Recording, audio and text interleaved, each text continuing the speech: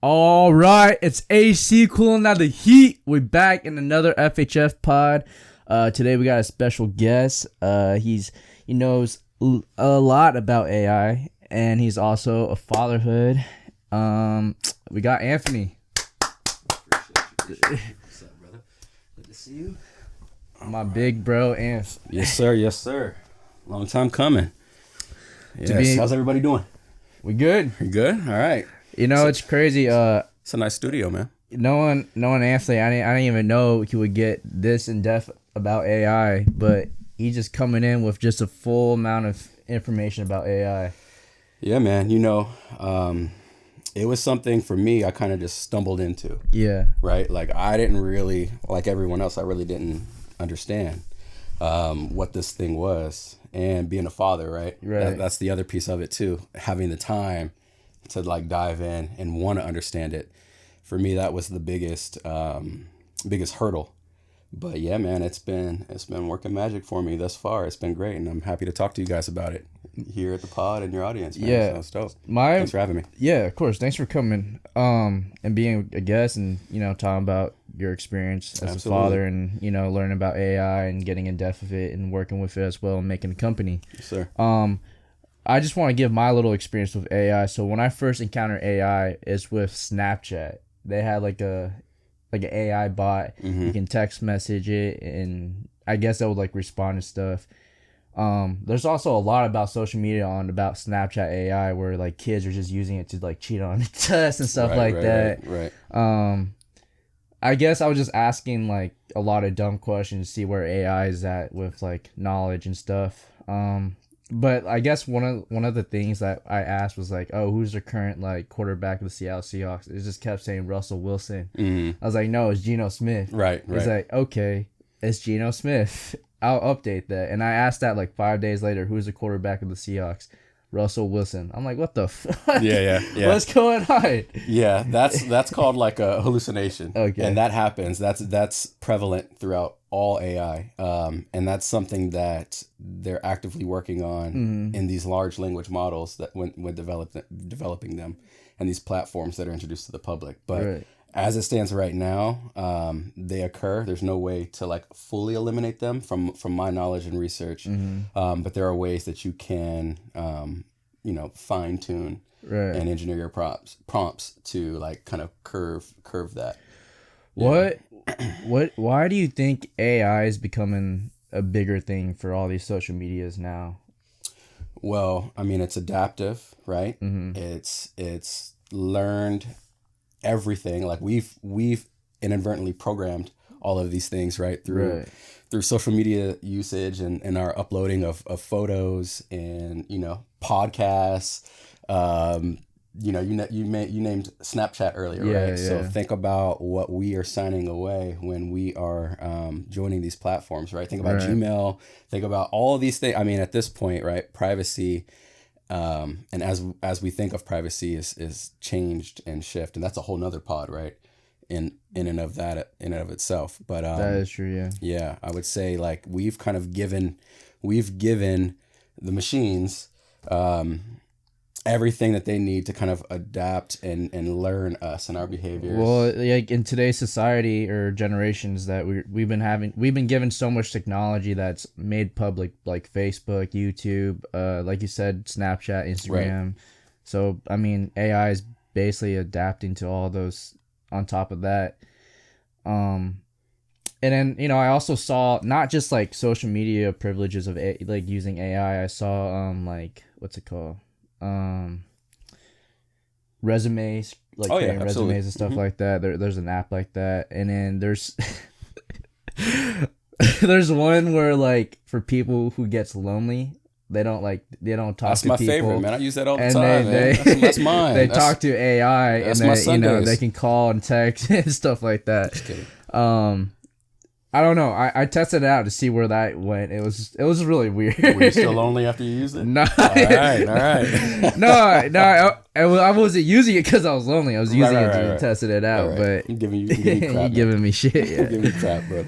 But yeah, I thought it was pretty interesting but I don't think it really matched, like human connections to make someone feel not as lonely. Like, you know. Yeah, there's definitely a learning curve. And you said that was an app? Yeah, and like it's been shown a lot on like TikTok and stuff. Yeah, you can create applications based on existing large language models that have already been created and that they've put the time into. There's like intermediary apps that kind of bridge that gap in terms of like programming, right, and back end. So yeah, there's things like that exist out there. There's a million of those things. Like for me, I kind of stay in the realm of like applying what's out there to kind of right size your needs. Right. And you know, I kind of consider it my job to figure out all that is out there and like latest innovations of that. Just as it pertains to like my consulting and things that I do of that nature, and in personal use too. I'm using this stuff for my personal use every single day. Right. How did you get so involved in into AI? I mean, it started through I say necessity, but necessity, boredom, wanting to feel like just hitting roadblocks and trying to like think outside the box, right? So like coming out of COVID, working for a local nonprofit that I was working for, and losing personnel over the course of a few years, but losing like half of our personnel, we had to kind of, you know, expand our outreach or output with, you know, dwindling staff and resources. So I kind of relied on AI early on, for my role, for other roles, and just to kind of like, you know, I started using it to kind of like create responses to emails at first. Just like I would copy an email thread, I'd put it in there, right? I'd make sure it didn't have like any names or anything like that, any important information, because I knew it was all public. And then I would say like, craft me a response, you know, gotcha, that fits this. And so it would do that. And of course, like similar to your first usages of AI, you know, it came out like crap, you know, a lot of the time. And that's kind of how I got introduced to like prompt engineering, right? And so prompt engineering is like when you want to control the output, when you're using any of these large language model systems like ChatGPT or Claude or any of these things, you know, you're putting in a certain prompt for it to follow. And you're programming in that prompt certain key information, right? So it could say like, I want you to be an expert in podcasts, you know, podcasts that deal with technology. Give me 10 topics for today's like that type of stuff is what I started out doing, using it for. And just, I kind of became addicted, not necessarily to like the output or the result of it, but just the process of seeing how I can control what it. So it's not like 100% success rate. It never was. Yeah, never was, especially in the beginning, and it never should be. I think AI is something that we should always have a human element to like of checks and balances. Right. Because I can't put my faith in anything, any machine. Right. Things happen all the time. So, and I know that with hallucinations and with these things programmed on the back end, there's certain biases that exist. There's certain racial biases that exist. There's certain, just things you're not thinking about when you're punching something in for an output, when you're using AI or ChatGPT is the biggest one. So I use that one a lot for examples. So, you know, there's ways that you need to kind of check that. And that's where the human element comes into play. So you were saying that you're using it to like, you know, use emails, like to send out emails, right? At first, right? Yeah. Something simple like that. Or have you seen any flaws with like the emails or anything like that? Of course, man. Of course. The scary thing is like programmatic work, right? So I deal with kids. And when it comes to like creating or fine-tuning programs that are front-facing to the public, and wanting to get creative, AI was a huge resource. Right. Because I would start punching in, you know, I've got chalk, I've got jump rope, I'm just giving you guys some basic examples. Right. It would create an interesting program from this, or game or circle time activity. And so it would start doing that. And so, you know, dealing with early education, it was perfect in terms of, creativity. Because sometimes I'm coming into these spaces, I'm not feeling my best, I'm not feeling the most creative. I might have not gotten the most sleep. And so it was a way for me to pivot, like day of, just given any circumstances that may kind of arise, and see success in. And so like from that point, I just hit the ground running, started using it for everything personal. And then my friends started asking me, coworkers started asking me, hey, what's this thing you're using? Yeah. So I started teaching them.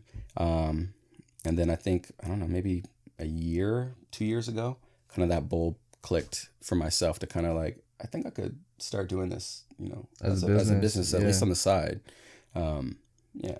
So that's kind of how it started. Well, I mean, you were telling me the other time we were going out for drinks that, you got, a couple moves going on to help you. Yeah, absolutely. I had some key contracts that I picked up through relationships that I'd had in the nonprofit space, that really helped catapult this consulting business that I launched. Also teaching us about AI, absolutely, and then how we can use it for our YouTube channel and of course production wise.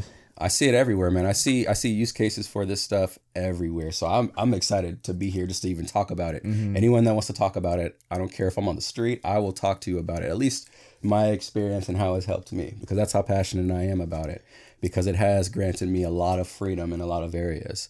And especially with young folks, I see how you guys can utilize this stuff, not necessarily to get ahead on a test or even, those low-hanging fruit things, but really, wellness, mental health, physical health, right, which ties into wellness, cooking. I mean, I see endless applications for this stuff. Education. Oh, what's funny? Yeah, I've been actually seeing a lot of people searching up like recipes through AI and stuff. Absolutely. Like that. And there's camera portions to that too, where you can say, hey, here's a photo of what's in my fridge, right? Give me some recipes to make.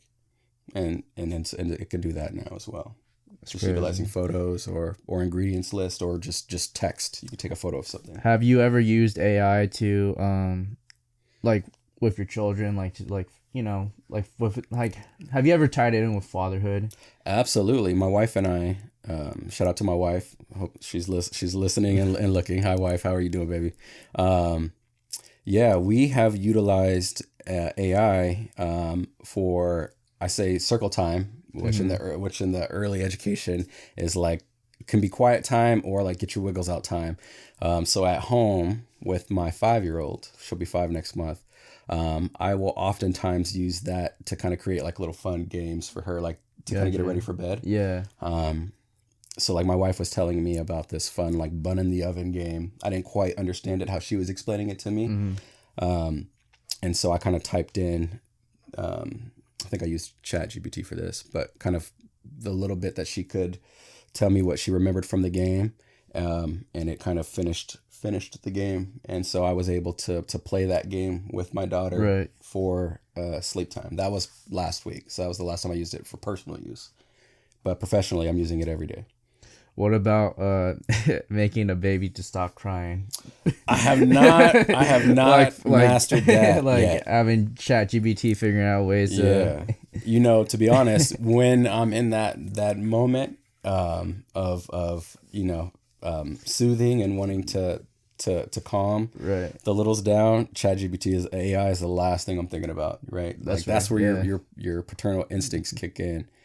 And you're not wanting to go to a phone or a computer and type some stuff in. Well, I feel like we're so dependent on technology nowadays, especially like AI becoming a bigger thing. I feel like everyone will start relying on AI to ask like simple questions like that, like, oh, how do I soothe my baby to sleep, or like how do I do this specific thing? Absolutely. And then I'm like, right now every day we're using Google, like, what does this do you mean? use blah, Waze? blah, blah. Do you use Maps? Yeah, exactly. Right, exactly. Yeah. So there's. I mean, I feel like AI will be that big where it just answers all the questions. Absolutely. That you specifically need. Like for Google, you gotta type specifically what you need, but like I feel like AI can kind of expand more beyond than Google.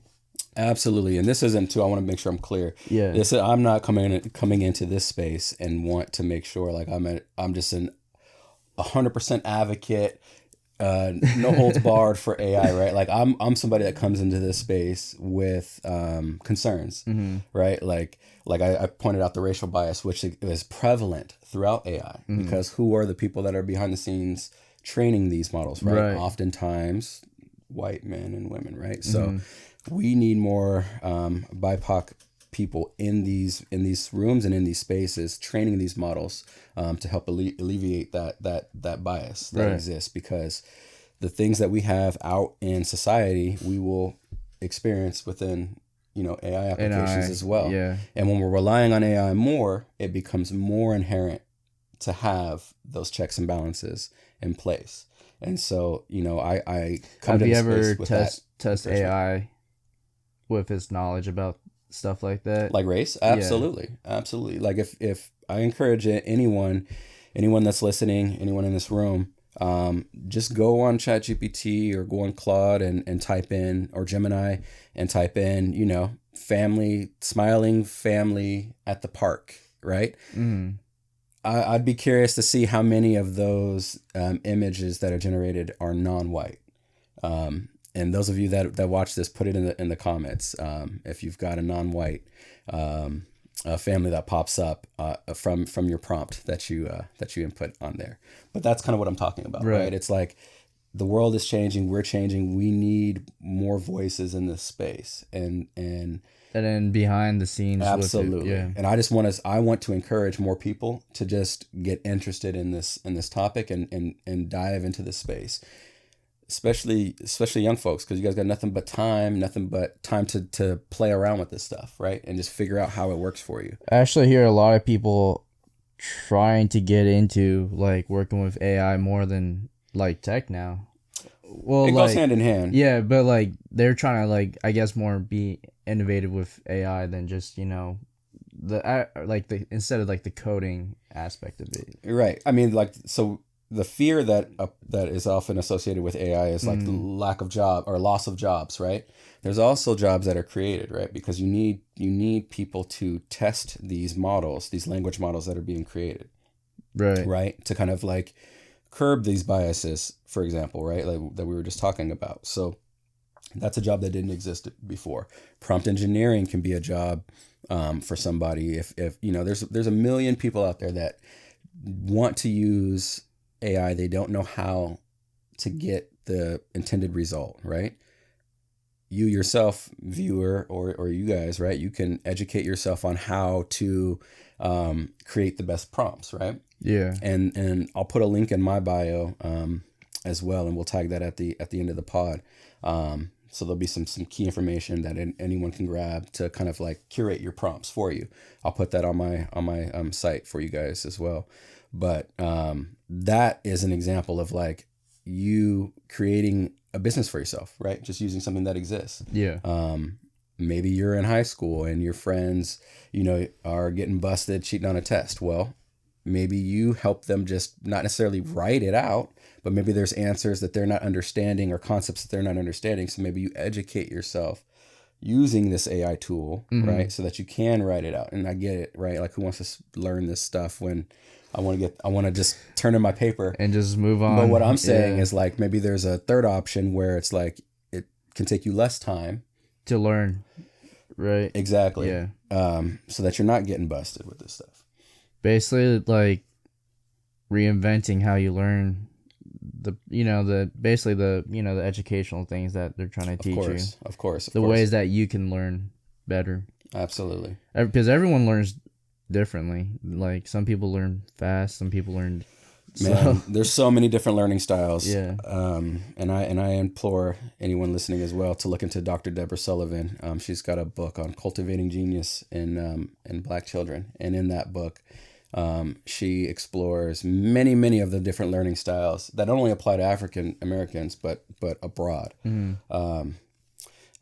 Because it's more than just reading and writing, right?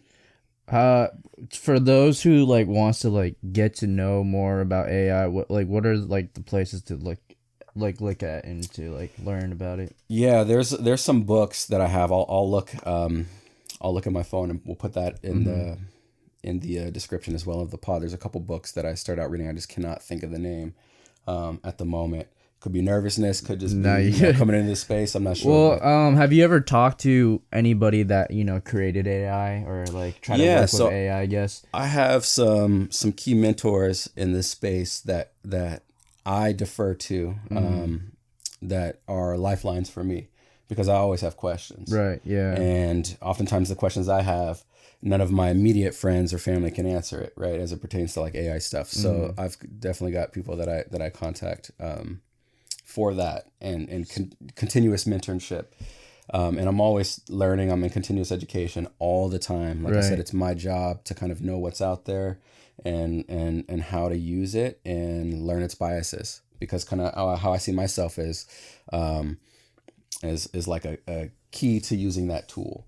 And if someone is not sure, how to utilize that, or if they're uneasy about you utilizing it, I want to come into the space and kind of show you how to be comfortable using it, how to right size it for your needs, whether you're a organization or you're just an individual who wants to kind of get on track with something, right? It could be anything. Right. I've worked with students. I've worked with big organizations that have over 20 employees. To me, that's a big organization for the scale that I'm at now. Yeah. I've also worked using this AI consulting with like five people or less orgs as well. So, that's kind of the scale that I've used it. That's still pretty big though. Yeah. Yeah, and it's been great. It's been amazing. And right, with every project, I feel like not a lot of people that's not using AI don't get that opportunity to work with that many organizations and those groups of people. Well, that's their interest, right? I mean, if it was a podcast, right, then I would have those people on the podcast. But it's it's kind of like my hustle, and it doesn't feel like work to me at all. It feels like play. So I think that's why I'm so entrenched in it and always talking about it. Just like the orchestrator of the AI. I mean, I wouldn't say all that. That's smarter people than me, but I just see a need out there, and I see how I was able to utilize that for myself, and I'm still using it and utilizing it for myself. I just want to be that bridge for others, man. I guess my next question is that, so you have some of these connections with these AI creators. Have you ever talked about like the biases and stuff like that, and how things can change, and what changes are possible for AI? Absolutely. I'm actually working on a professional learning offering as well, that's tackling that very purpose. So that should actually be out by the time this pod airs. Oh, perfect. So yeah, click the link in the bio. You guys can see that as well. But yeah, exactly. That's something that I've been working on for a while. I guess another one is that why... Oh, I just lost it. All right, man. It happens. Well, yeah, go ahead. I was going to say, so with you guys, let me ask you guys, with the pod, like, have you guys looked at anything AI based? Have you guys looked at that on like how to grow the pod? Have you guys... I don't think we ever touched on AI within our YouTube. Okay. Yeah, not a single bit. So that's why I'm a little curious how we can involve AI into YouTube. I don't even know if other YouTubers have even got involved with AI, I don't think they publicly even say anything about that. Yeah. But usually, like streamers, I know they have like AI bots like doing certain things. Absolutely. But I don't know within YouTube. I don't know how that works. But I mean, that's for us to figure out. And no, absolutely. We'll talk too. We'll talk about that with some guidance with Ant. For sure. Absolutely. There's some resources I can send you. Experiment with it. Yeah. I mean, we definitely. So, with my knowledge, we definitely have all the statistics and stuff like that, which we can just put in with AI and figure out along the lines. But other than that, I don't know like what else we can do with creative wise with AI. Okay. So like for the most part, you guys really haven't looked at it as a tool to kind of use. No. And see, I feel like that's common. I feel like a lot of people kind of hear this AI thing. Yeah. Right. I think look at it sideways. Personally for me, I think AI is like way too new for me, and I just haven't really touched base on it besides like fucking around with it, asking like dumb questions to see how intelligent it is. But that's what you should do. Yeah. That's exactly what you should do. That's exactly how I started out, asking it, frivolous questions like who's the quarterback, or, how much water per pasta. Like that's something I typed in before, right? Like early days trying to figure this stuff out. But it will evolve from there, right? And just whatever that use case is for yourself, I just encourage you to keep using it because it's improving, and you can fine tune these things to make it work for you, right? And fine tuning is you giving it certain guidelines to follow, right? They could be like kind of what I talked with the prompt engineering, like I want you to act as an expert in this, and it would follow that using its pre-trained data set that it has. What apps are you using specifically for AI again? So it just depends. Now, if I'm creating, if I was to create like a application for somebody else, say they wanted to use like a ChatGPT for their personal use, then I would set up a custom chat bot for them and fine tune it on their business, their industry. So if that business/industry will be able to access that so we AI? So essentially, right, we're talking about, so let's use the easy one, ChatGPT, for example. You could go into ChatGPT right now, not having paid anything, and you could say, I want you just, from start to say, I would want you to act as an expert in my podcast, right? FHF, Family Helps Family. The theme, the role of this, or like the goal of this podcast is to share, experiences with like-minded people, encourage, our audience, and create a sense of community, right? Between the ages of 16 to 35, right? It would take that, it would go off running, it would spit, maybe some frivolous stuff, some stuff you could use. Yeah. You keep fine tuning that, right? You keep correcting that chat, right? Until it has exactly what you want it to have, in terms of like, the data it's fine tuning. It also helps for you to clean your data. So whatever you're feeding it, right? It could be your business model. It could be, your goals. Maybe you don't even have goals, right? You could have it create goals and then feed it those goals that it created, given the context of what you typed in. Does that also affect if other people fine tuning the same thing? So when you're using any of these platforms, it's open source. Right. There are ways within like ChatGPT to not share your data, but right, we know how that goes. Yeah. So let's say you're fine tuning a business, and then what if like whatever, some like person just fucking around, could they have access to what you're trying to do? Or? No one would have access to what I'm doing. But like if I was just going to like consult you guys, right, and say that, I would say, opt for a paid account, because it's what, $20 a month, even if it's for just a month, right? If you just need it for that month. So that paid one just have like a bunch of like your own personal. You can at least at minimum delete your personal data that's on that that chat. That's kind of where I would go with that, with starting out, not getting too complicated, right? And for anyone listening, and for you guys, I would say like start there, like just start with prompt engineering and trying to fine tune existing models that are out there. Like I said, Gemini, Claude, ChatGPT, those are ones that you guys can use and make work for you. Yeah.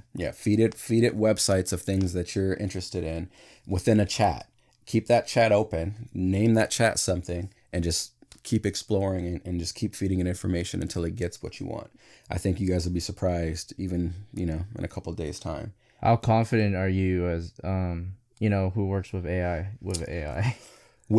Yeah. So within my skill set, I'm very confident, and I'm always trying to expand my skill set. I'm more eager to learn more. How confident are you with just, AI in general? And the future of AI? Yeah. I mean, I think at this point, I just see everyone else kind of being really either against it, but not quite sure why they're against it, or they're afraid of it.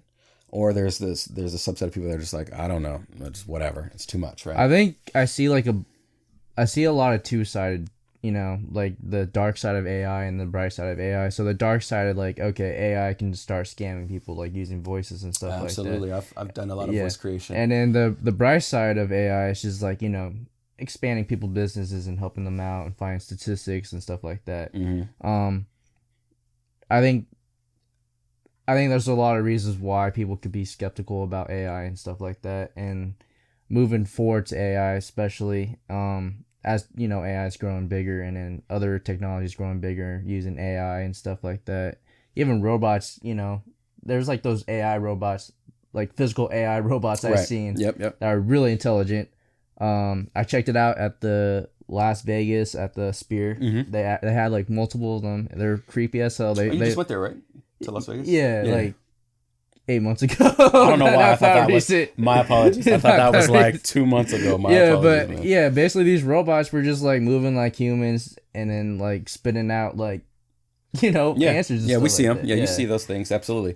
Yeah. And also, people, like you said, people are afraid of losing their jobs because of AI. Yeah, I think, my fears are more aligned with like military implications of AI. Yeah, I can definitely see that too.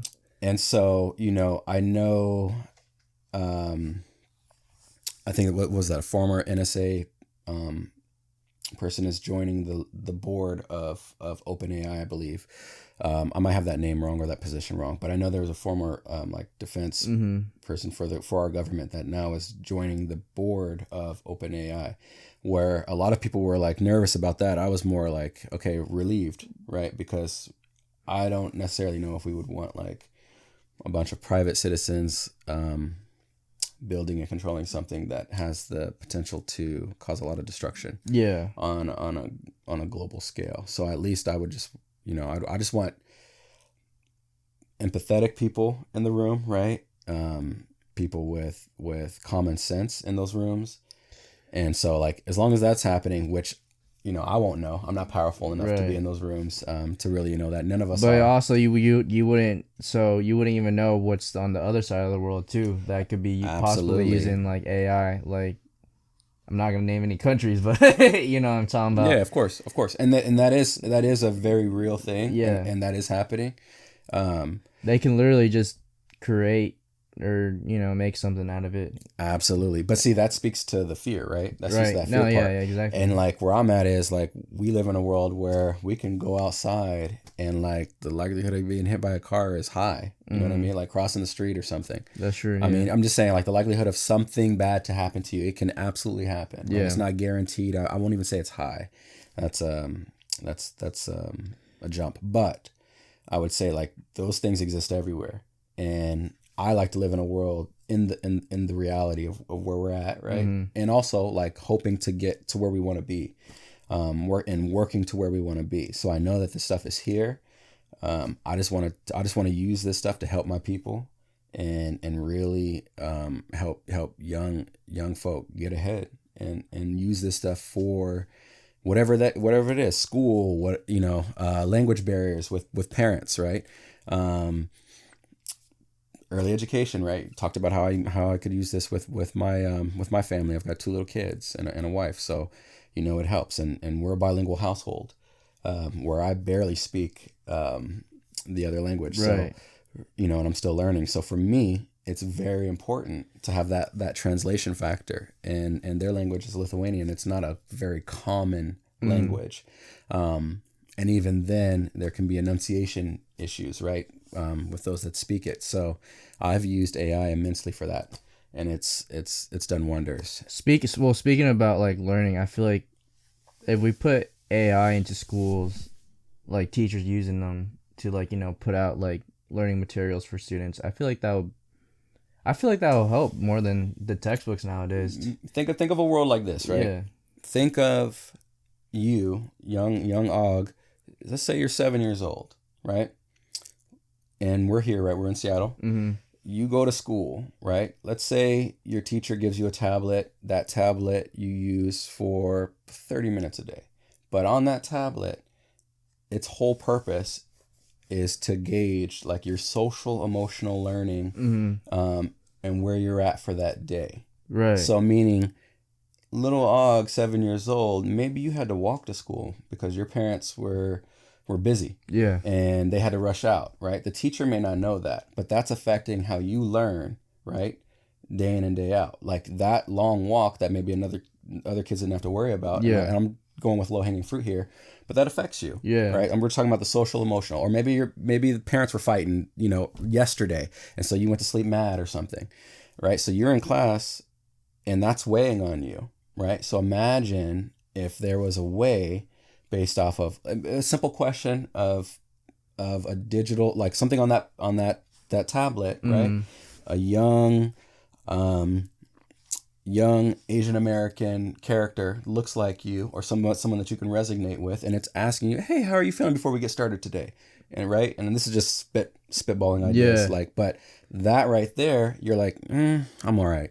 Like you hit the middle, you hit the neutral face instead of the smiley face, right? So automatically that's registering right there. Augie's coming into class.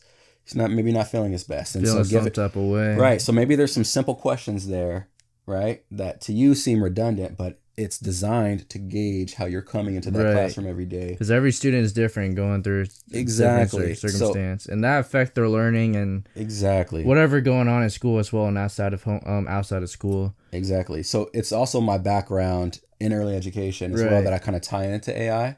So that's why it's easy for me to kind of go there. Well, I was thinking based off what you're saying, they can also create like a template for whatever the course is to give the student oh, this is what we're doing and this is how you can do it for the personal student.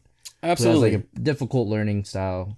Absolutely. And so that requires creating either your own small language model or large language model, which can be expensive, but also it also could be like what we've been talking about, fine-tuning this existing thing that exists, right, with all this data and ChatGPT and all its immense knowledge, fine-tuning that to fit this particular purpose. Well, I feel like AI would definitely help me in chemistry, because I fucking hate chemistry and I sucked at it. I sucked at it, and I feel like it could have created a template that could teach me than what the teacher was teaching me. Yeah, I think, likewise. Yeah, I didn't do well in organized school, and I say organized meaning just the structure of school, right? How it felt and resonated for me. I hated it. Yeah, but I love learning. Yeah, right? I like to consider myself someone that knows a little bit about a lot of things because I'm always wanting to learn. I don't in the grand scheme of things, I don't know shit. Yeah, I don't know anything. But that empowers me to go out and learn more. Right. That's why I'm always learning and talking about this stuff, because I always want to learn more. But there's so many implications to this stuff on how we can use it for our everyday life. I think it's endless. It's endless. And my biggest thing is I want people to not be afraid to just go out and try it. Just use it for something. Keep using it, because the first time you use it, it's not really going to give you what you want. Yeah. It never works like that. It usually takes a while. It took me a long time to kind of, not that long, but it took me a while to kind of figure out how to use it in a way that worked for me. Another question is, how could AI affect socialization skills and stuff like that? Oh man. So that's a two-folded question. So, with social media came this rise of social anxiety. Yeah. Right? Because we're on this phone. We don't want to be, this is addicting. This is designed to be addicting. You kind of touched on it as well a little bit. You talked about the kind of the companion portion of AI, right? I think that part is a niche market. For those that maybe you're widowed, maybe you're, or you miss your parents, right? Or, that market for those people like that, I think would be awesome. So this question was kind of based on kids, like you said, 7-year-old coming into school, touching base with AI, telling them this is how I feel. How would that affect them growing, and talk socializing with people and stuff like that? So I would say, a child being met at their social emotional needs is immensely beneficial for them. Yeah. That's great. That's amazing. That's what you want. That's what's lacking out there in the space. And I think, COVID highlighted that. All right, we back. We cut off and we took a little break, but we back. Just a little summary. We're kind of talking about how socialization, how it would affect, AI and with kids growing up with it. And I'm gonna give it back to Anthony to expand on that. Yeah, man. So just think about, I mean, right, all the use cases with this and how it impacts socialization. I was saying, think of like legal things, right? So like, this affects how legal matters can be relayed to people. Trainings, mentorship. This can affect how mentorship is given, right? Mm-hmm. Think of like fine-tuning models, and you fine-tune a model just on your mentorship, your ethos, everything that encompasses you and yourself, and then you give that to your clients, right? In order for them to use it because it's already trained and based off your ethos. Mm-hmm. That's an example of that. Language barriers, we talked about that. That's something that I use it for a lot, given the language barriers within my family. And that's like the biggest one for me, is like that language barrier piece, that component, especially in early education. Like my daughter, 5 years old, coming into going to an all Spanish speaking school, I'm less worried about her language barrier there with AI, because that's something that can kind of fill the gaps and kind of explain in a way that she can comprehend and understand. So what is I'm a little confused. How does AI teach us languages? Okay, so do you speak any other languages? Cantonese. You speak it fluent? No. Okay, I was gonna say, because we could real time try this right now if you wanted to. I can give you a perfect use case, but for example, I can understand it, but I can't like read or write. So like here, let's try something. Let's turn this up.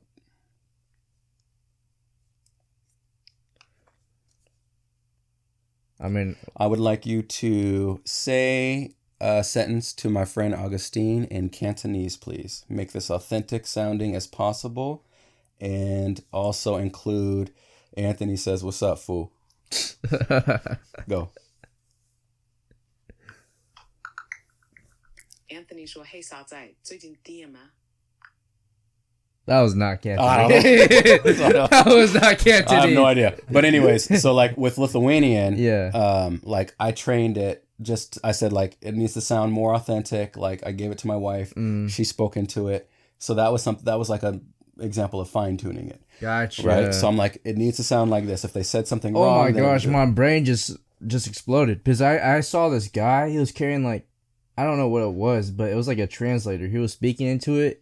And then and he'll play it, and then the person will just speak it back in English or whatever. Think of it like this: AI is a feature. Yeah, it's not an application. That's my own personal thought process behind it. Mm-hmm. I like to look at AI as a feature. Meaning, given any application, it can be applied. So, like, think of how you see AI now with Excel, how you see it with all the Microsoft products, right? Within Copilot.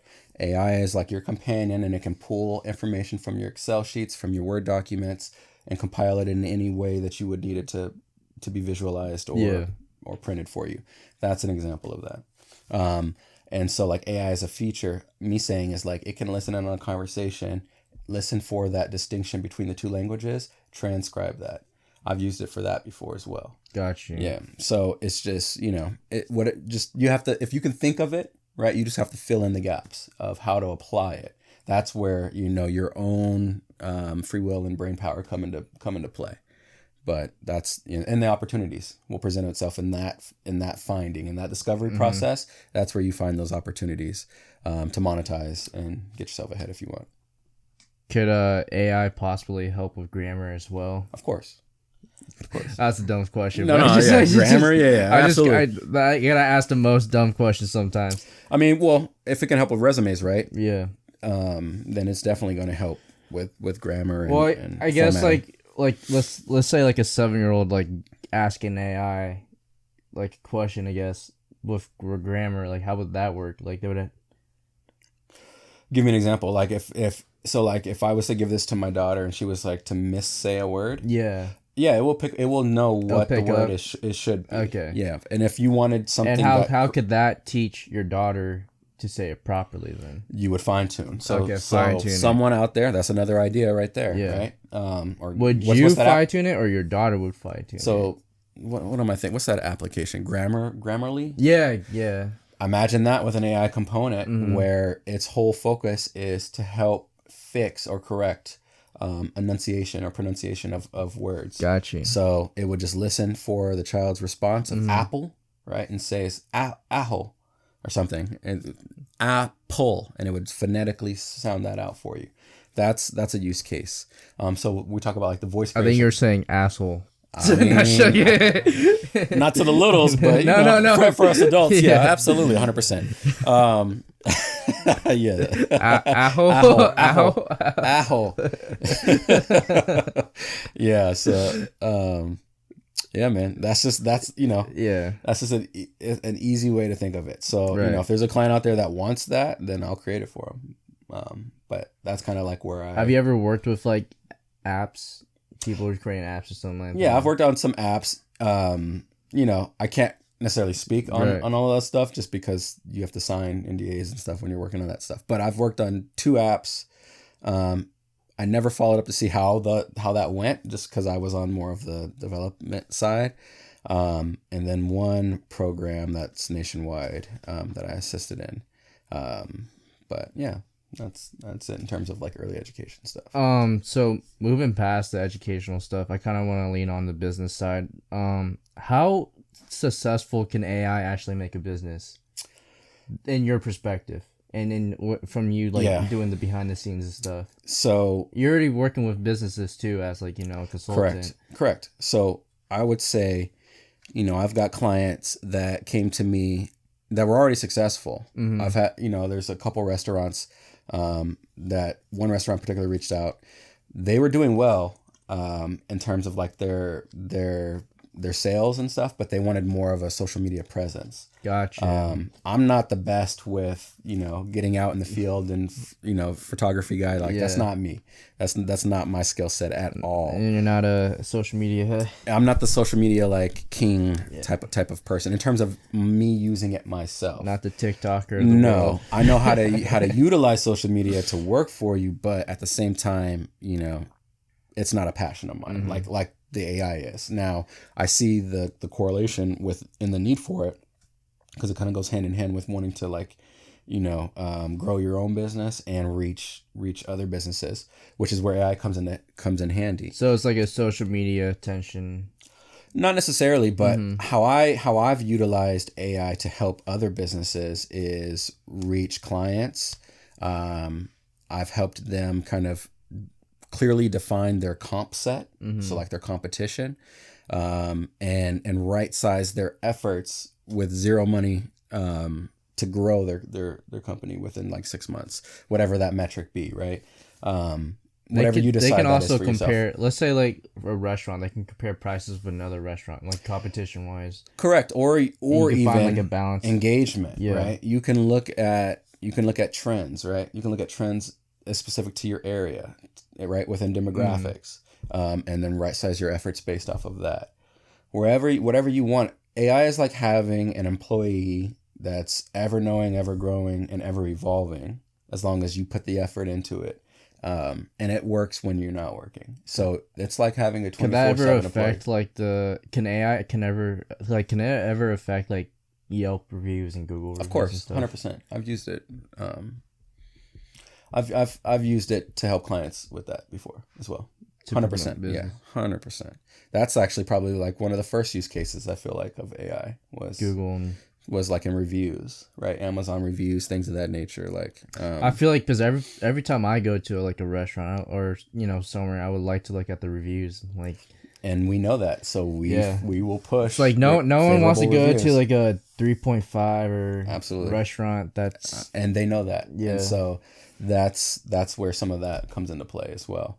It just depends on like the business niche, but whatever that goal is, I don't see a way how AI wouldn't help you grow.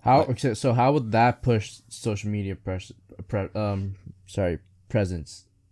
Like ways that AI can help. Yeah, like will that like show like on Facebook ad or something like that? Absolutely. You can right size this for anything that you want. Gotcha. You can use it to reach more accounts. You can use this to like get more favorable views, like your view count. So it's basically grabbing the attentions Of course. people nearby. Of course. Gotcha. AI can do anything that a person can do in terms of programmatic. So AI is just basically helping you advertise.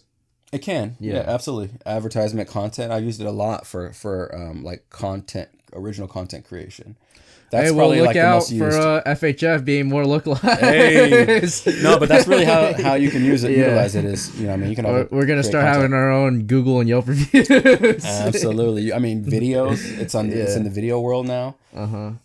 So like there's various applications that I've had to learn how to use and perfect just to apply it for Off clients. topic, like imagine we might release a AI of a podcast. You could, absolutely. I think you guys should have, like, we should have a follow-up to this podcast where it's, like, completely AI-driven. Yeah. I'm totally for that. That would be awesome. I think that would be fun to see, yeah. Okay, so that's on the books. You guys are our witness. We're going to do that again. I say we like I'm on the podcast now, but no. As a special guest. Yeah. Is that cool? Yeah. I think we should do it. Yeah. I'll have AI drive everything. AI drive the whole thing. I'll be curious how that works. We'll see. Yeah. Absolutely. And also, like, you viewers, like, who, like, interested watching the whole thing, stay tuned because that's some creative stuff that we've never seen before. Absolutely. And I know I'm spitballing kind of like a lot of like low-hanging fruit information. I'm trying to keep it very simple.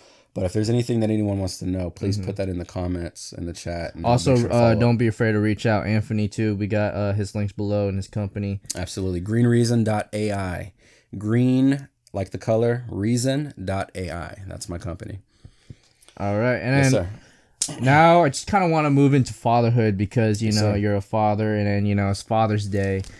You're a great example because for me personally, you helped me grow as a human being. You got me into the gym. You got me to the, a lot of educational stuff. I got him into the gym even though I'm looking scrawny over here, but I'm a couple months out of shape. But mentality wise, you put me in the good mentality and a mature mentality as well. I appreciate that, man. Off your personal experiences and your personal advice. Yeah, man. So you want me to just go into my story? Go on. Sure, man. Sure. And I appreciate that first and foremost. Course, thank you, bro. You're a bro to me, of course. Augie, man, I've known this guy for almost 10 years now. Yeah. Yeah, man. My journey into fatherhood, it's definitely been a roller coaster. And I say that in all sense of the words, man. Coming into fatherhood, I was not ready mentally, although I thought I was. And this wasn't like a surprise. It wasn't like a, wait, what happened? It wasn't any of that stuff. Like what made you not ready? I just felt like mentally, where I was at that point in time in my life. Gotcha. I felt like I hadn't done the work, necessary to be like the best father that I could be. I felt like at that time, this is all in retrospect, but, at that time, I just felt like, man, I wanted to work on this before I had a child. I wanted to have this before I had a child. I wanted to make sure this, all of those things, whatever those are, right? Like any generational trauma, I wanted to make sure was dead. Yeah. Before I had my child, but I still felt like I had a lot of work to do. And I'll tell you, like the biggest lesson in that experience was like, you never stop. So like I'm still. And it's a positive, right? It's not a negative. It's like you always should be working at that stuff. It's never, right? If you're waiting for a moment to feel like you're ready, it's not gonna come. Like you just need to be that. Just do it. Yeah, absolutely. And so that's kind of what happened for me was like when my daughter was born. My life at that time, it was this was roughly 5 years ago. So I feel like it was COVID time. Right? Yeah. Or going into COVID. This is actually, pre-COVID, going into COVID. But my life at that time was great. It was like all fun, right? It was. There wasn't much in terms of. I can vouch for that too. Yeah, much in terms of structure, in terms of like wake up at this time. Like I always had a professional job, and I was doing well there, as well as keeping a side job or two, right? Just working that grind. But in terms of just structure, like I have now, I didn't have any of that. Meaning like, I know I'm waking up at 5 a.m. and from between 5 and 7, that's my time to do breakfast, to do gym, I didn't have that. I have that now, and I developed that through having my family. But in the beginning, no, I didn't have it. So I was just scared thinking about all those things. And it was when I met her, right? All that went away. When my baby girl was born, that was like, okay, we're here now. Yeah. Right. And so her and I have been incredibly tight ever since. And she is a lot like me. So she tests me like I tested my folks as well. But it's been an amazing journey. And I'm going to be continuously learning about this beautiful princess of mine forever. Because it's a lifelong journey. It's a marathon. Shout out to Nip. But yeah, man. What about finding balance between, you know, the stuff that you're working, like your business and stuff, and, you know, because you're you know, as a consultant, you got to work with, like, you know, majority a lot of people and stuff, and also find a balance with family. How do you do that? Yeah, so, you know, a lot of times I'm subject to their schedule, but I also can be very clear in my availability. Right. So I have 2 kids. I've got a baby boy who is 3 months old. So I got a 3-month-old boy. Congrats, by the way. I appreciate you. You met him yesterday. And the 5-year-old girl. So balance for me, you know, a lot of times my wife, if I'm out of the home, my wife is there kind of having to run the show. And, you know, I rely on her to do that, and I'm forever grateful because that's a job in and of itself. Yeah. So like anything that I do, I try not to complain too much, because when I get home, I see everything that she's done, and I'm like, wow, let me give you a massage, something. What do you need? Because that's crazy. But the balance for me, AI has actually given me more balance, more work-life balance than I ever thought. Giving you more free time. I've got a lot more freedom to tie up loose ends day by day, right? You know, I'm preparing for a move as we speak out of the country, and so I'm really busy at this time, and I'm really grateful that I have this time in between meetings, in between projects, to just focus on the stuff that matters, right? Like see my friends, talk about things that I love like this, and just get work done, see family, all of that. So it's definitely given me a work-life balance that I didn't have before. But also I think, you know, it's important to create that balance for yourself. Right. And recognize that that's a part of everyone's own mental wellness and their journey, right? Like, because I've burned the candle at both ends. I've done that for most of my life, right? 3 jobs, you know, work a 10-hour day, and then go to my part-time job, which is 7 hours, 4 days a week or 3 days a week, right? Like,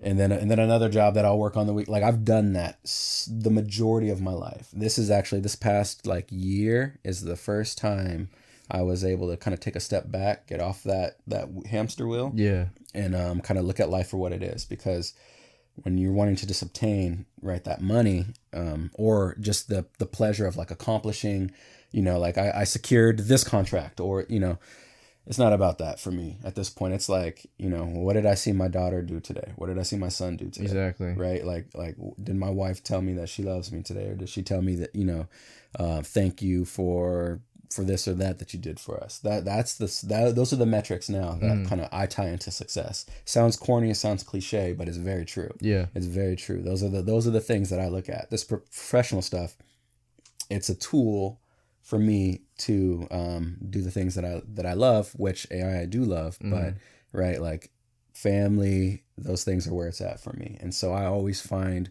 ways to bridge that gap.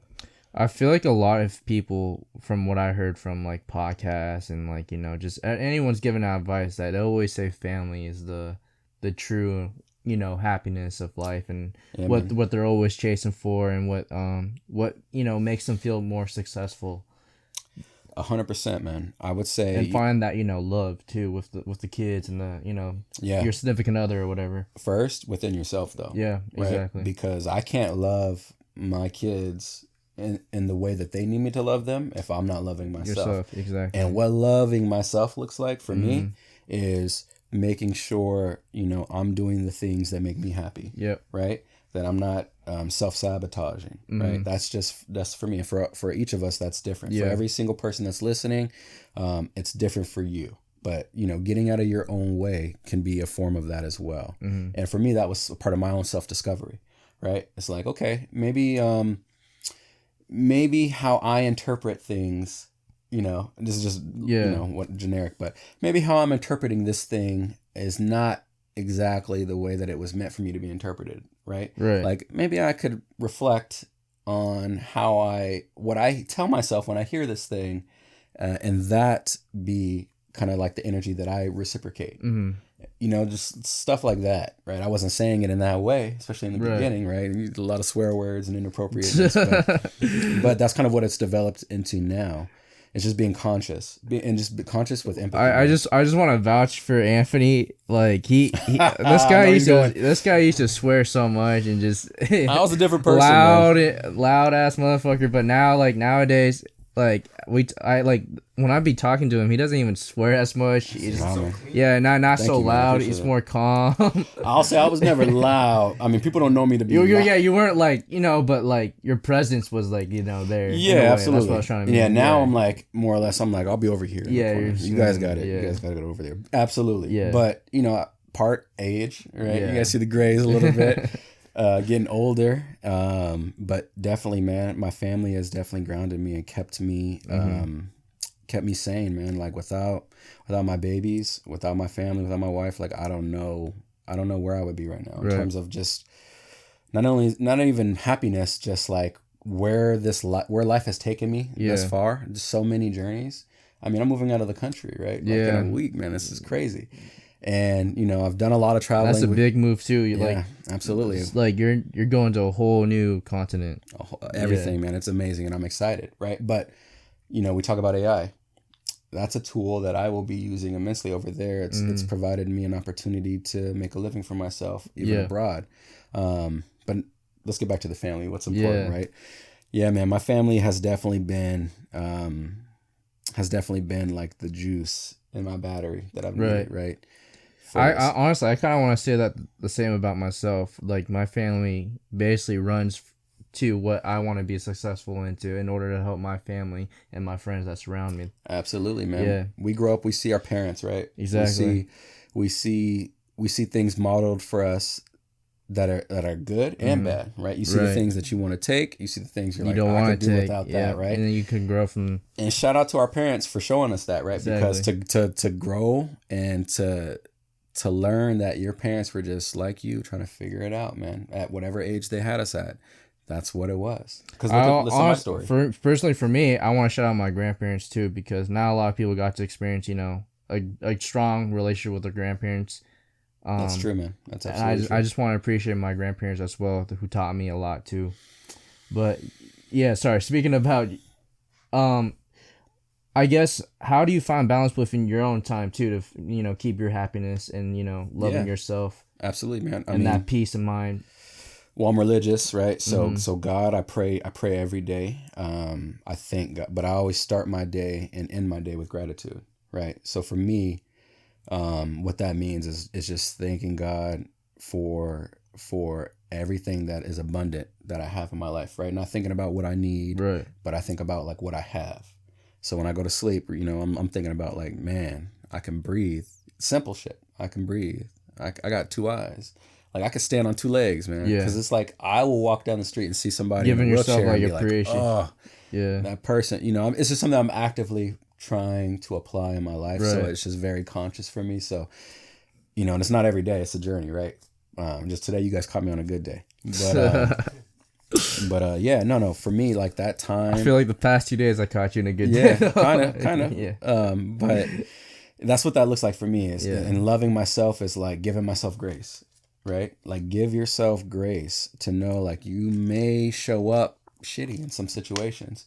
It's on you to reset, acknowledge that, and then the next time you're in that situation, you rectify it. Yeah. Or you follow up. Hey, whatever that is, it could be a meeting, it could be a conversation you have with your friend, it could be your girl, it could be your mom, whatever, it doesn't matter, right? Like I'll have conversations with my daughter where I'm like, man, I don't like how I said that. Like to me, that sounded like the shit that I said I didn't want to do. Mm-hmm.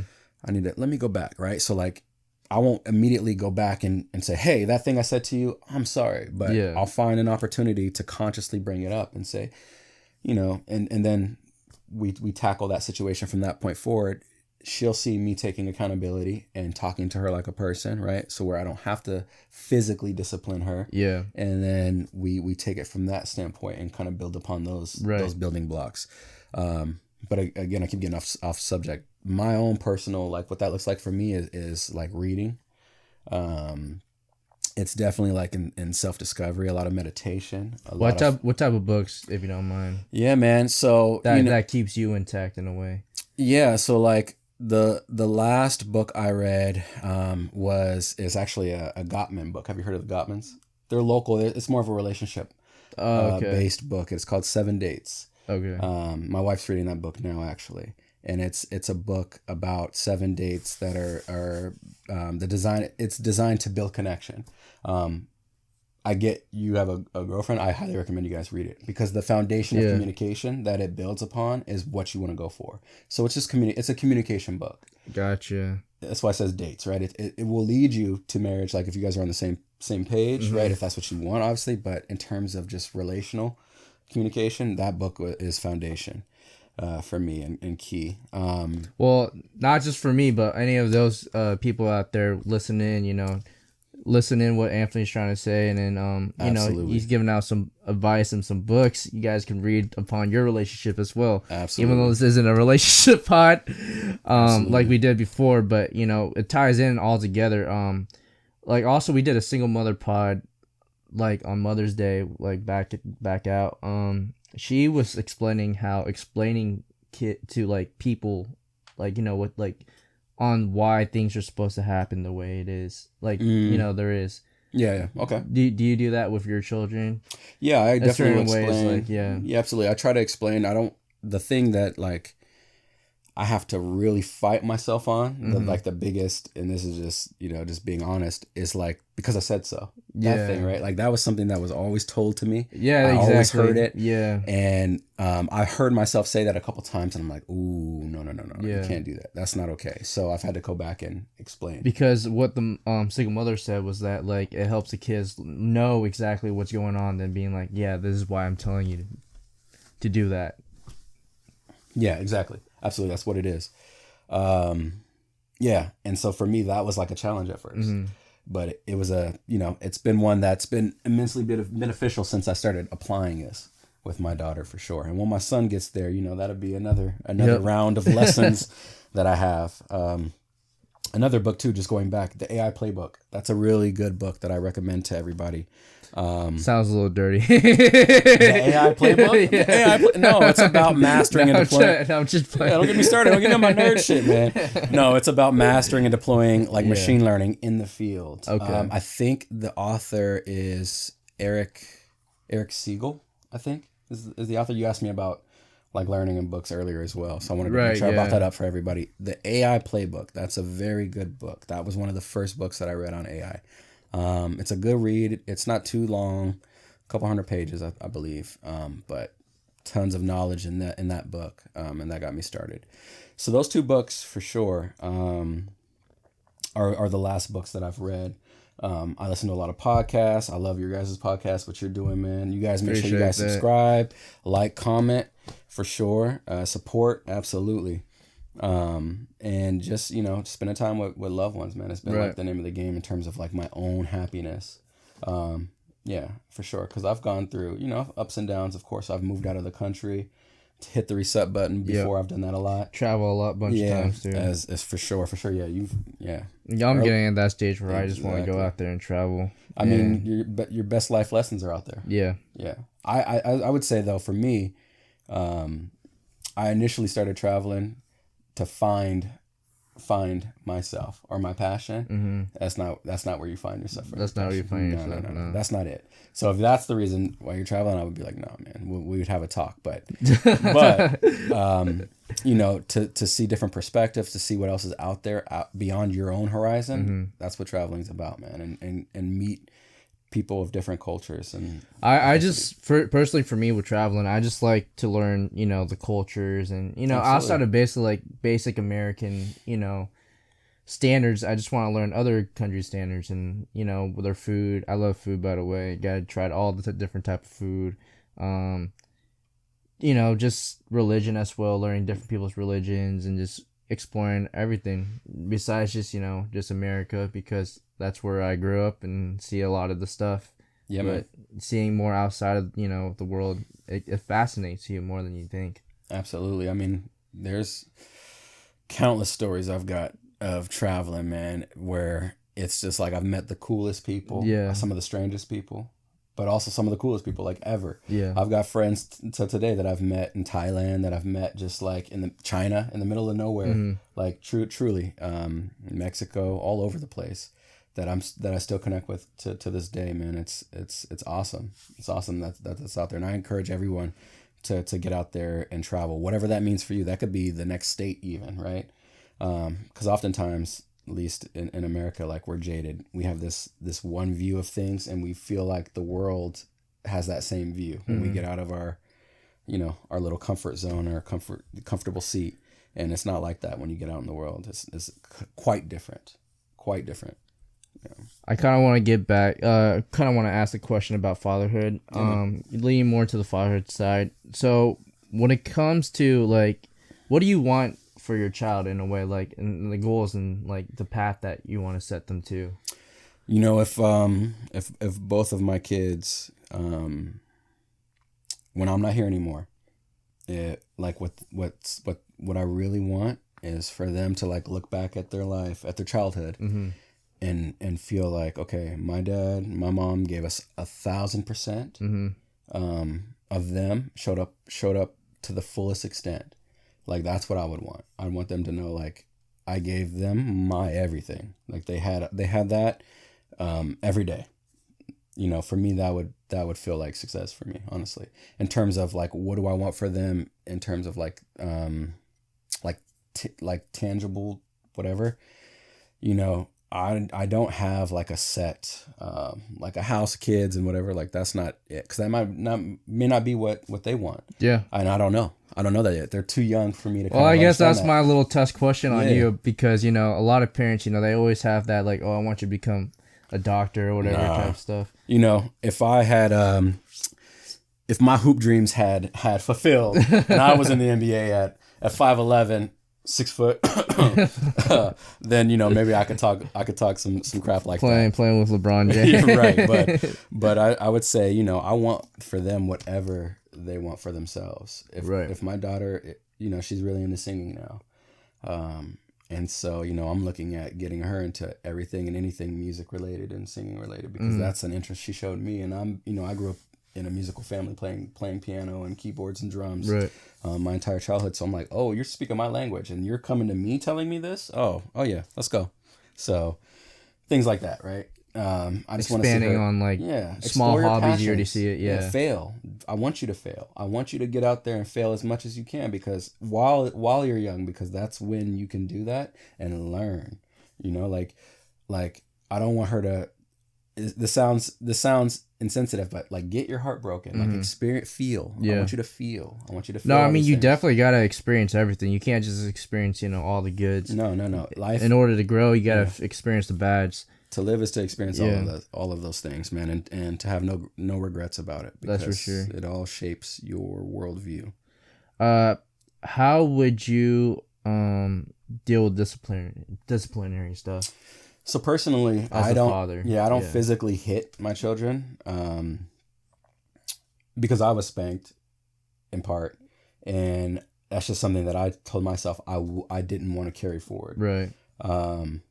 Not that I judge anyone that does. Like, I can totally see when you need to whoop on your kid's butt or whatever. Like, I get it, I understand, but just me, that's something that I don't do. So I try to lead, you know, with the examples, with the talking and timeout, right? Yeah. But, like, structured timeout in a way that's not super, you know, I'm not like one of those millennial parents that's like, oh, honey, are you crying? Tell me why you're crying. And if your tears are, like, don't have your consent to wipe your tears. Like, that's not me.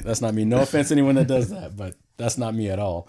I just, you know, I tried to give her space to feel how she's feeling without hurting herself or disrupting others. And then we have a follow-up conversation. And have her kind of think about corrective actions. And if there's corrective actions that need to be taken, right, or, like, measures that need to be taken, I will do so. But I'm not going to haul off and spank her with the belt or do anything like that. But at the same time, I'm also, you know, I'm allowing her to feel those feelings, and I don't want to disrupt, you know, get in the way of her feeling any of those feelings that she may have or those experiences that she may have. Well, I feel like this disciplinary will change over the course, because how I saw it as a kid, you know, it changed over the course for me. Right. I guess like my parents find new ways of, talking to me, educating me, even disciplining me and stuff like that. So your mom's tough, man. I know your mama. She's tough, bro.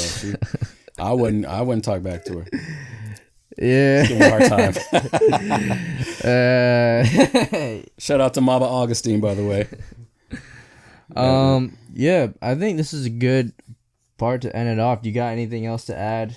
I would just say shout out to my family. I love you guys. Shout out to my wife.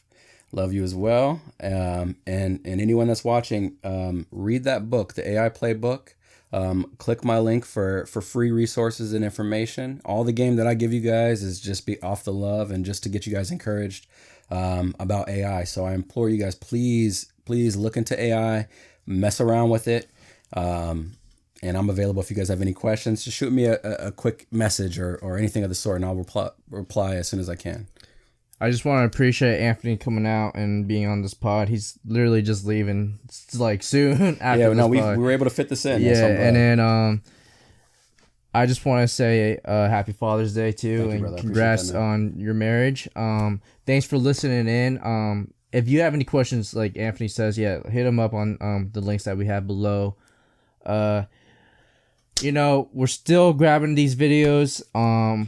We're still having camera problems, but we're still figuring out. For all those who's staying tuned, appreciate that. Don't forget to like, subscribe, share with your family, dogs, whatever. Share with cats, whoever. Yeah, cats. Squirrels. You got some squirrels? Hit subscribe. We love the support, especially the shorts. Just want to appreciate Thomas too, doing all this work behind the scenes. You may hear his voice sometimes, and may not hear his voice. There you go. We got Thomas. This studio is nice, man. I like this setup you guys got. This is dope. And if you guys can get me back in here, man, we'll do a follow-up AI. Yep. We could do that, man. Absolutely. Crazy AI episode that's never been done before. It'll be Stay crazy. tuned. I promise. And then we out. We out.